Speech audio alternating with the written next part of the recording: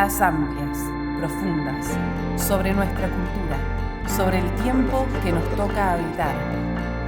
Un lugar para hacerse lugar. Conversaciones.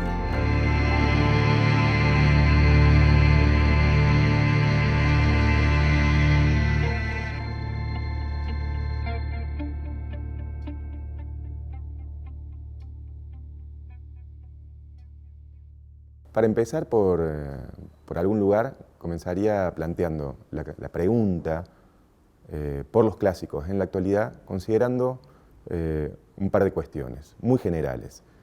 Diría que, en primer lugar, plantearía una cuestión o un problema que tuvo que enfrentar la modernidad. Si entendemos a la modernidad como la época que se caracteriza por una determinada experiencia del tiempo, una experiencia del tiempo, por otro lado, muy extendida, o que fue progresivamente extendiéndose, que es la experiencia de que el presente es diferente al pasado, que el presente es diferente al pasado, lo que implica que el pasado ya no deja de convertirse en un conjunto de ejemplos para ser imitados en el presente, es decir, pierde el pasado esa condición de ejemplar o esa condición de la historia que tenía de maestra de vida, ¿no? Poder aprender para tomar decisiones, esa condición pragmática que tenía la historia. La pierde porque el presente se separa, se diferencia. Esa diferenciación tiene varias razones, la revolución industrial, el avance tecnológico, la revolución francesa, pero el sentido o la orientación para tomar decisiones en el presente, cuando el pasado se separa, se encuentra en el futuro, ¿no? Se encuentra en un proyecto, se encuentra en un plan, en una idea de futuro determinada, sea cual sea esa idea. Ese sería entonces el primer marco.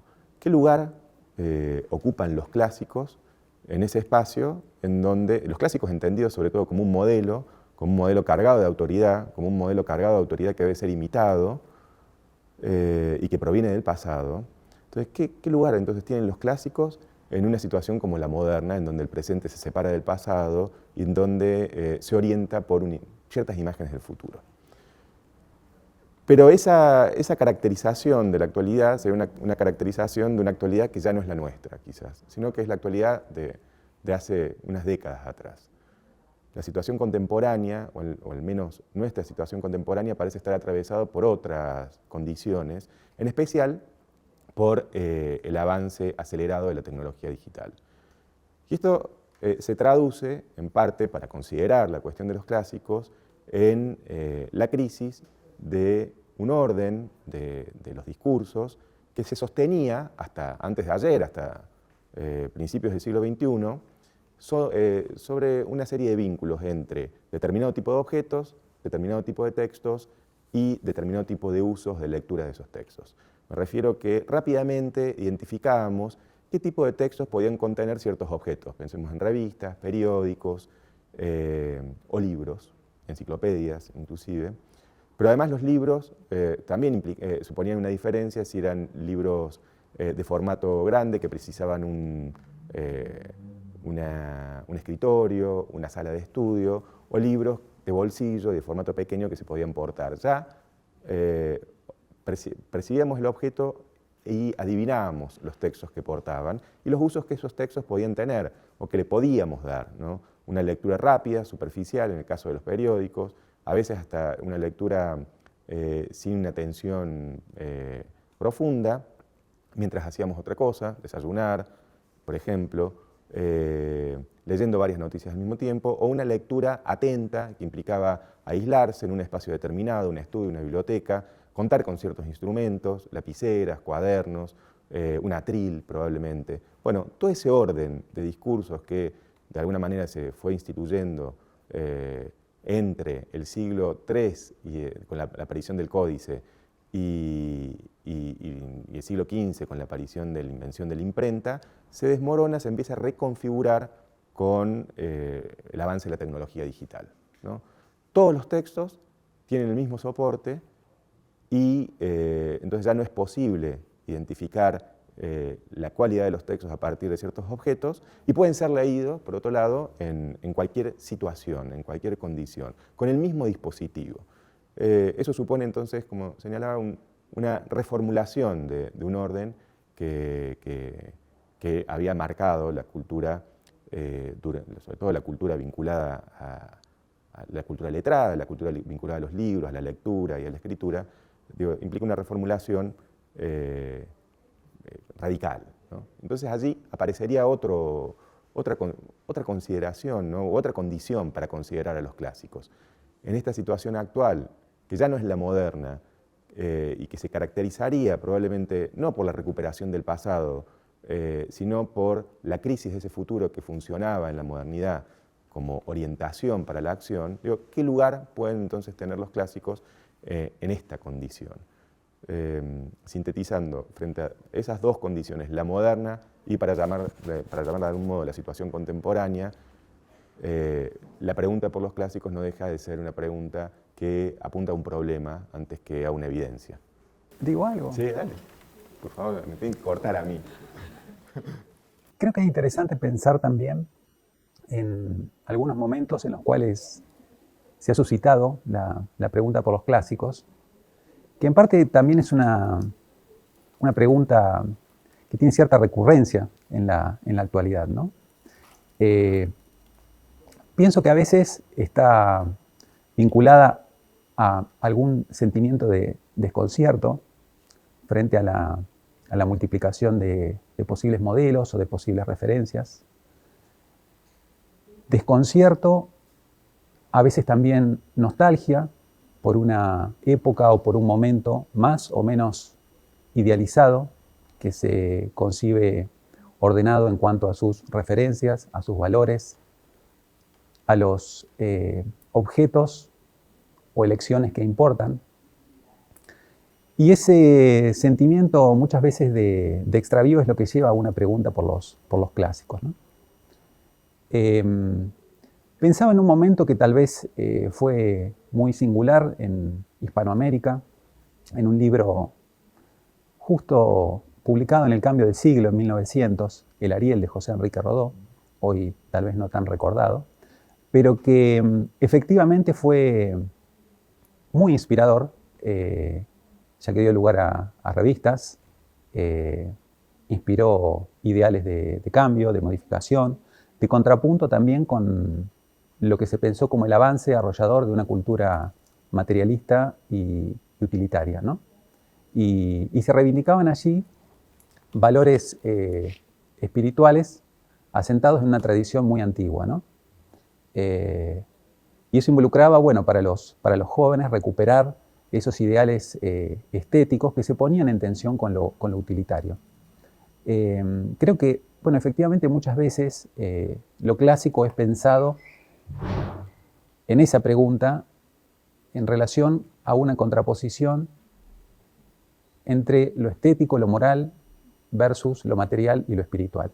Y anidaría un poco en la recuperación de lo clásico el volver a hallar la senda de valores presuntamente perdidos en la actualidad.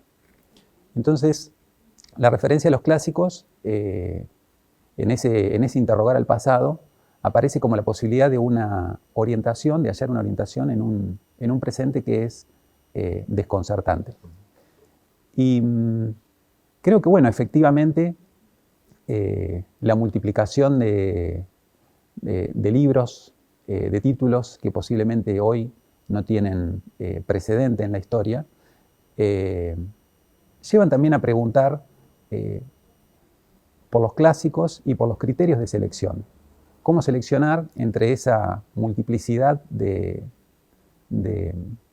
ofertas disponibles aquello que realmente vale la pena, aquello a lo que vale la pena dedicar tiempo, estudio, concentración, esfuerzo? Creo también que hubo un momento en que, bueno, efectivamente, quien ambicionaba a colocarse en esa estela de los clásicos, tenía que pensar al clásico como un modelo. Tenía que pensar en crear un modelo para otros. Y en una época que nos es más próxima o más familiar, también la valoración ya no está tan asentada en lo antiguo o en la autoridad de los antiguos, sino la expectativa está más puesto en lo nuevo y en la novedad. Una noción, por ejemplo, como la de vanguardia, está habitualmente cargada de valores positivos, por lo que llevaría de creación y de ruptura con los modelos existentes. Una noción que no diría que es tan propia de nuestra actualidad, pero sí que ha tenido una serie de efectos positivos, de valoración positiva, en un tiempo relativamente reciente.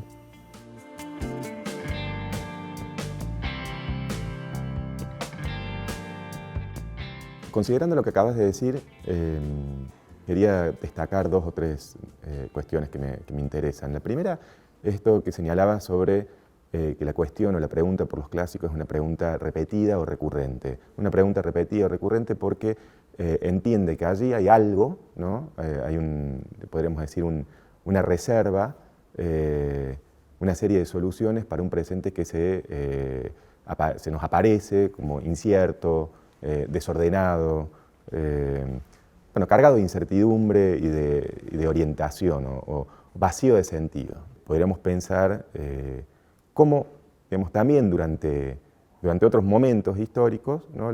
Lo clásico siempre se asume en contra de otra alternativa. Eso, digo, me parece importante porque supone una idea de clásico que no es, a ver cómo decirlo, que no es absoluta, pero a su vez que va ligada al vínculo entre determinado presente con cierto pasado, y ese presente hace un uso, diría, valioso de ese pasado en tanto y en cuanto elabora algo nuevo con ese pasado, que era el otro punto que quería rescatar de lo que señalabas. Es decir, allí la novedad no aparece como oposición a la recuperación de lo clásico, sino que aparece como posibilidad de esa recuperación de un pasado que se consideraba perdido.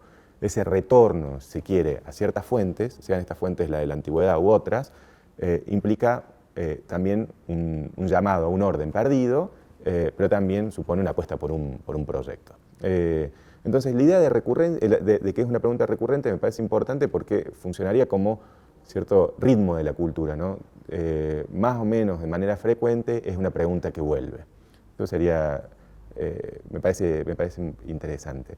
Pero por otro lado, volviendo a lo que conversábamos antes, pensaba si en la situación actual, en donde pareciera que lo clásico se convirtió en un repertorio, ¿no?, de citas, de aspectos estilísticos, entre otros, y que pueden ser recuperados y que pueden ser utilizados, segmentos, ¿no?, específicos, sin enmarcarlos en un proyecto que suponga una diferencia con el pasado. Me preguntaba si eso no implicaba otro tipo de relación con lo clásico, ¿no? Un tipo de relación en donde lo clásico pierde su autoridad, donde aparece como una posibilidad estética entre otras, en donde se convierte sobre un repertorio, como decía recién, de citas. Y allí, digo, si esa recuperación no es una recuperación en parte que en todo caso anuncia cierto agotamiento de lo clásico.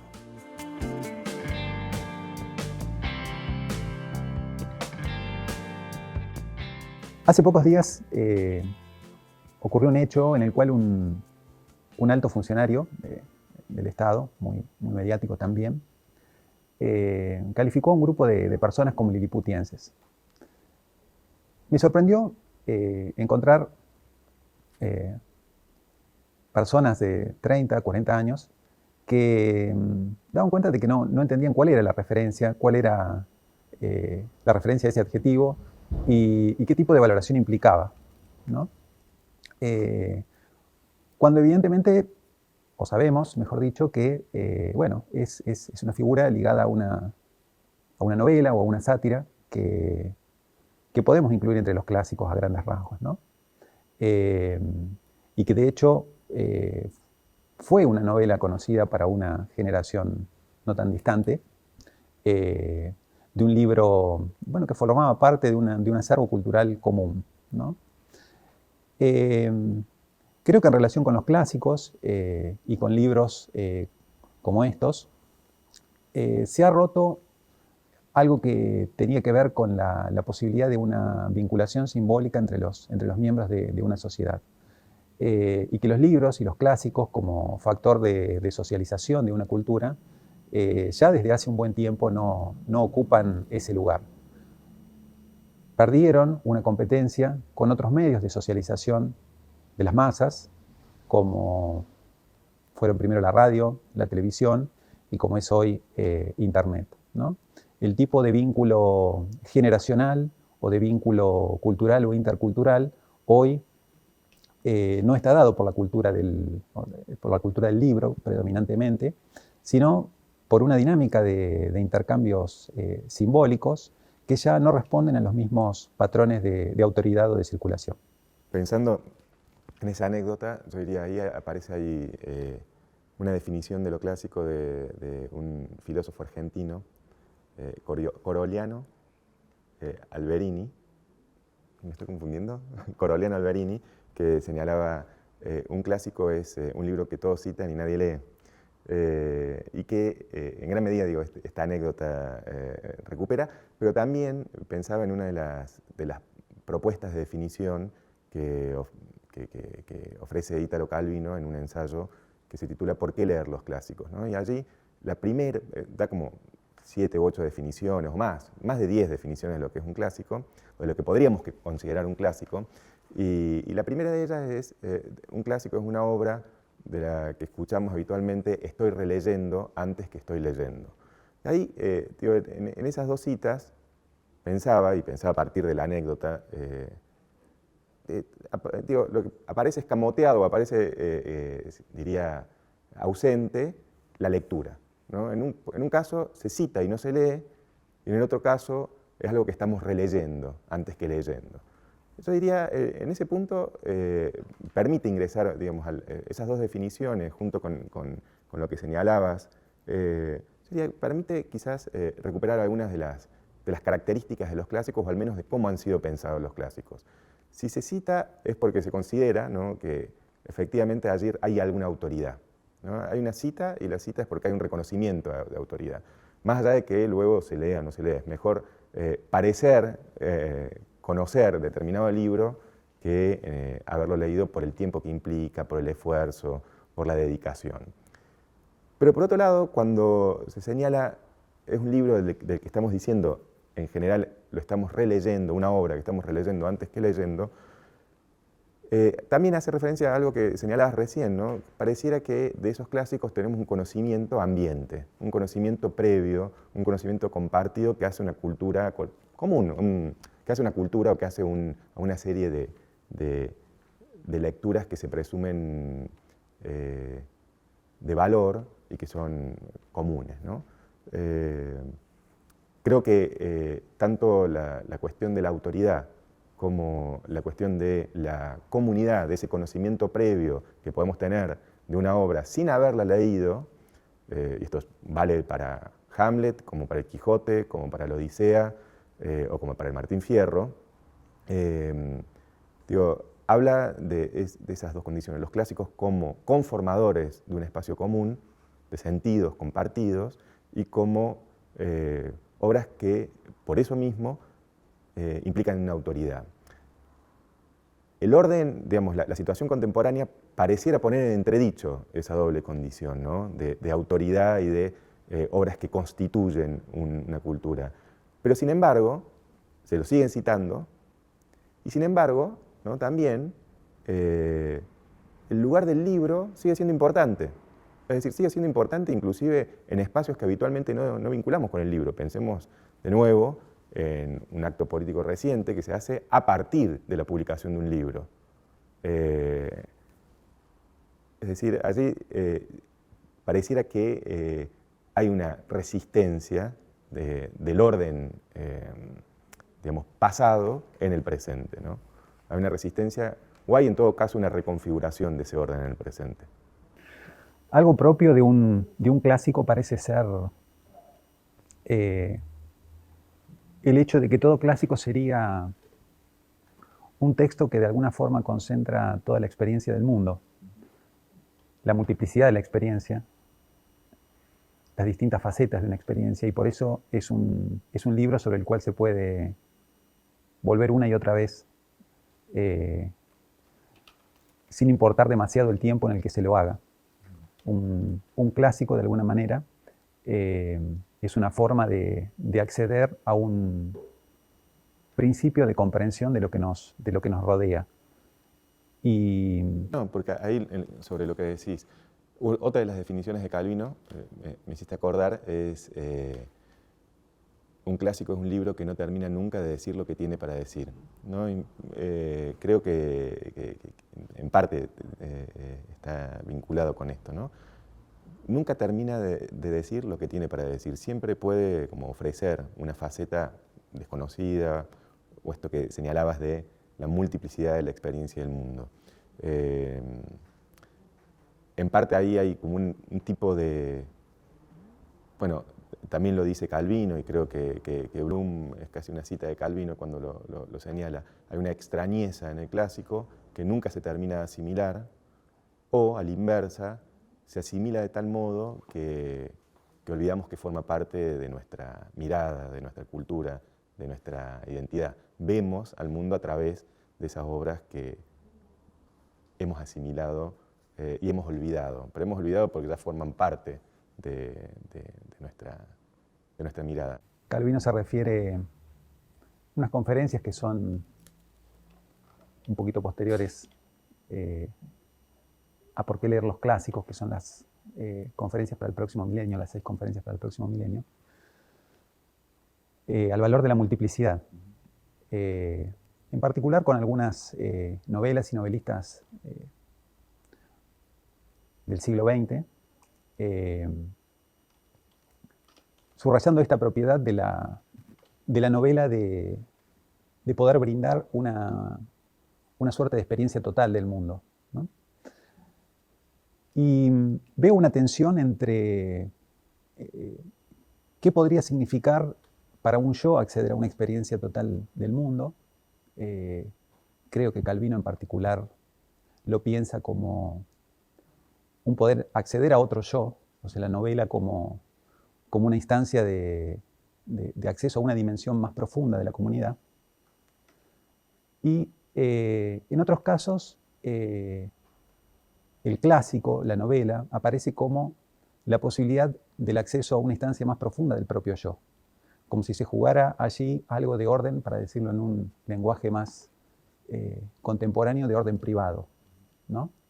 Que es algo que, como conversábamos hace un rato, retorna una y otra vez en las preguntas por la necesidad de recuperar no tanto los modelos clásicos, sino las obras clásicas, la lectura de los clásicos como lecturas canónicas, de las cuales no debería prescindirse, sin excluir otras lecturas posibles.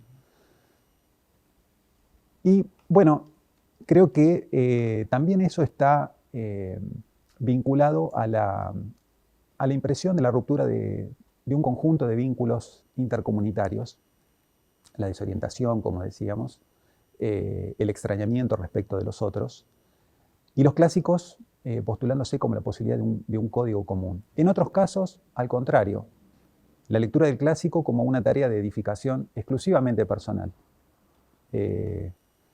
Casi podríamos decir, sin que ello implique ninguna valoración, elitista, una experiencia que solo aquellos que se han entrenado en un conjunto de códigos que le permiten descifrar una lectura que es compleja para nuestros códigos habituales, fundamentalmente cuando no estamos especializados, nos llevaría o nos permitiría acceder a esa experiencia que es más bien, como digo, de orden privado y un tanto o marcadamente asocial. No necesariamente antisocial, pero sí propia de un alma solitaria.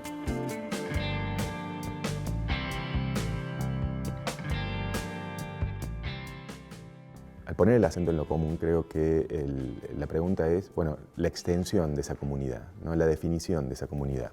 Y ahí aparecen como varias posibilidades para pensar el lugar de los clásicos y la cuestión de los clásicos. Estoy pensando en una idea de lo común en tanto cultura, y una cultura que puede ser una cultura que involucre continentes enteros, un conjunto de naciones. Estoy pensando también en probablemente culturas que se definen en términos nacionales, pero también estoy pensando en culturas que se definen a partir de otros fines, ¿no? Y en este caso de la producción del conocimiento, de las disciplinas. para decirlo de algún modo, tipo de cultura que podríamos identificar con la cultura académica y con la cultura científica, ¿no? En este punto hay un debate de mediados de la década del 50, en donde un profesor británico, Snow, plantea la distinción entre dos culturas que se desconocerían entre sí. La cultura científica, por un lado, identificada especialmente con la física, con los modos de producir conocimiento de la física, y la cultura literaria o la cultura humanística, ¿no? Y allí, digo, más allá del diagnóstico que hace Snow, lo que me interesaba era entonces esa distinción entre dos culturas vinculadas a la academia, ¿no? Una cultura científica, identificada con la física, pero donde podemos reconocer también las ciencias habitualmente denominadas duras, la química, la biología, las matemáticas. Por otro lado, una cultura literaria o humanística. Allí esas comunidades, ¿no? Plantean y suponen vínculos distintos con los clásicos, ¿no? Allí podríamos pensar que esas comunidades definen sus propios clásicos de acuerdo a criterios más o menos específicos, pero criterios que en última instancia remiten al territorio de saber que practican, ¿no? Pero digo, así pareciera, ¿no? que el lugar que ocupan los clásicos o las obras clásicas es muy distinto, especialmente si pensamos que en la cultura literaria, en la cultura humanística, donde podemos reconocer disciplinas como la filosofía, la literatura, la crítica literaria, la antropología, la historia y demás, los clásicos parecen ser, digamos, el avance del conocimiento, ¿no? El avance del conocimiento parece ser parece tener una dinámica en donde los clásicos están incluidos. Es decir, tienen algo para decir, tienen un lugar que ocupar. En un punto, y para retomar un concepto de Thomas Kuhn, son disciplinas preparadigmáticas, ¿no? Es decir, el avance en la producción de conocimiento no se da a saltos, y conviven diversas formas y diversas perspectivas de producir conocimiento en filosofía, en historia o en literatura. Y allí entonces los clásicos son obras a las que se vuelve una y otra vez. Esto no quiere decir que siempre ocupen el mismo lugar, ¿no? Para hablar, en el caso de la historiografía, para los historiadores del siglo XIX, las referencias clásicas eran los historiadores romanos, especialmente Tácito, Tito Livio, algunos griegos, Tucídides, Heródoto. Pero para los historiadores del siglo XX, los clásicos empiezan a ser los historiadores del siglo XIX, ¿no? Por ejemplo, Ranke, por ejemplo, Michelet. Y para los historiadores de fines del siglo XX, los clásicos empiezan a ser historiadores de entreguerras, como por ejemplo Fernand Braudel o Marc Bloch. Digo, hay allí como una aceleración, si se quiere, en las referencias, que cambian las referencias, quiero decir, pero a su vez no habría una gran dificultad en recuperar a Tucídides o en recuperar a Michelet o en recuperar a Febvre para la producción historiográfica contemporánea. Ahora, en el caso de la cultura científica, en el caso de estas ciencias como las ciencias físico-matemáticas, pareciera que los clásicos tienen otro lugar, ¿no? Pareciera, lo planteo como una pregunta. Es decir, allí, si se ajusta, digamos, a la dinámica de producción de conocimiento que propuso Kuhn, bueno, son efectivamente disciplinas paradigmáticas. Y ese cambio de paradigma implica un salto en donde las obras previas, la forma de producir conocimiento previo, los instrumentos, los problemas son inconmensurables. Y por lo tanto, las referencias a un clásico en la física parecen ser mucho más difíciles que a un clásico en la historiografía, la antropología o la crítica literaria.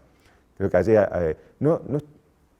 diría que, para agregar algo más, no estoy seguro de que la biología tenga la misma dinámica que la física, ¿no? No sé hasta qué punto en la biología sucede lo que sucede en la física, es decir, un avance, al parecer, por revoluciones paradigmáticas que dejarían en el ocaso o solo para el interés de historiadores de la ciencia las formas de producir conocimiento del pasado. Me parece que en los últimos años hemos asistido, hemos presenciado, leído sobre algunas discusiones dentro del campo educativo, de la transformación de las instituciones académicas, de las instituciones escolares.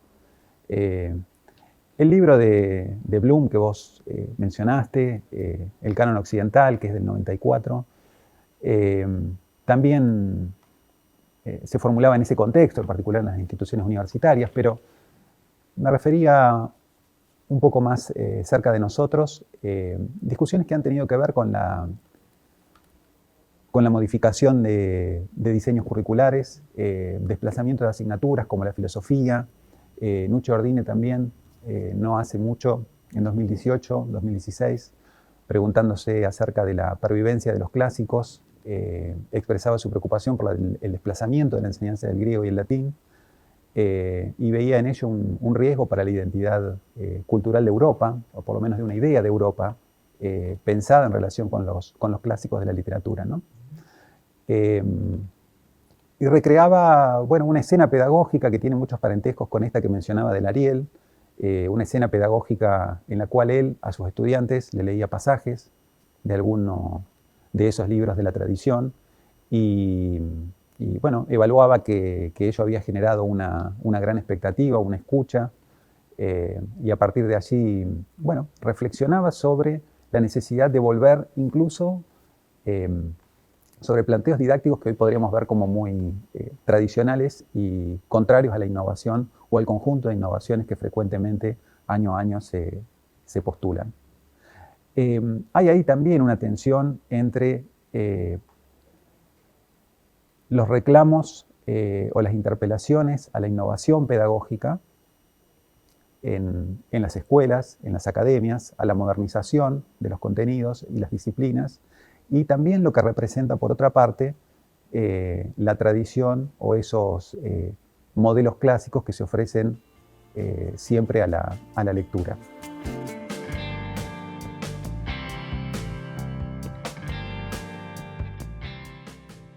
Me parece que los clásicos en la escuela, los clásicos en la enseñanza todavía tienen algo para decir, ¿no? Un poco recuperando lo que conversábamos antes. Digo, la idea de actualización, el reclamo de actualización, el reclamo de ajustar la currícula a lo que supuestamente sucede afuera de la escuela, parte de un diagnóstico en donde supuestamente la escuela habría perdido el rumbo, ¿no? Y creo que recuperar los clásicos en la enseñanza ofrecen una posibilidad de recuperar cierto rumbo, de recuperar cierto sentido. Pero especialmente ofrecen, diría, a los estudiantes les ofrecen otra serie de cuestiones, ¿no? Por un lado, leer aquello, ¿no? Tener una experiencia directa de aquello que quizás conocen de oídas, ¿no? Eso que decíamos, ese conocimiento ambiente. Tener una experiencia directa y un acercamiento sin mediaciones, ¿no? Sea Borges, sea Maquiavelo, sea Martín Fierro o a Shakespeare, sin mediaciones, que entonces restituye una idea quizás previa, que le da carnadura a una idea previa que quizás era indefinida. En segundo lugar, muestra, digo, la riqueza de esas producciones, ¿no? Muestra la potencia de esas producciones, muestra aquello que decía Bloom, la extrañeza de esas producciones, tanto en lo que se resisten a ser asimiladas como cuando nos damos cuenta de que coincidimos con esas obras, a veces sin haberlo sabido. Y esa potencia ofrece una experiencia del mundo también distinta, mucho más rica, mucho más compleja, inclusive no tanto por el contenido, sino también por el estilo y por la forma en la que esas obras nos presentan el mundo. Pero también diría que esa recuperación de los clásicos en la escuela, ese poner en un lugar central los clásicos en la enseñanza y esta, digamos, posibilidad de leerlos sin mediaciones, también nos permite pensar en que son obras que muchas veces han delimitado un territorio amplio en el que luego muchos han seguido pensando, produciendo e imaginando, ¿no? Inclusive muchas veces nosotros. Es decir, un territorio que fue labrado previamente por alguien y que habitamos sin ser del todo conscientes.